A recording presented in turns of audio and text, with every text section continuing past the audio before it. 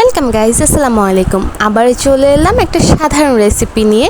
আজকে আমি আপনাদেরকে সেমাইয়ের জর্দা করে দেখাবো। তার জন্য প্রথমে আমি সেমাইটাকে ঘিয়ের মধ্যে ভালো মতো ব্রাউন করে ভেজে নিব।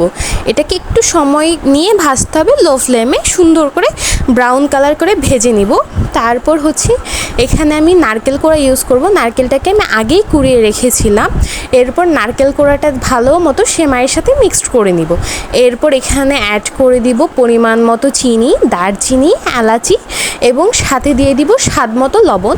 আপনারা চাইলে লবণটা স্কিপ করতে পারেন, কিন্তু আমরা মিষ্টি খাবারে লবণটা পছন্দ করি।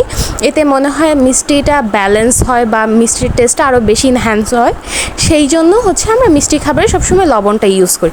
আপনারা চাইলে স্কিপ করতে পারেন। তারপরে আমি এখানে সেমাইটা সিদ্ধ হওয়ার জন্য সামান্য পরিমাণ পানি দিয়ে দিব।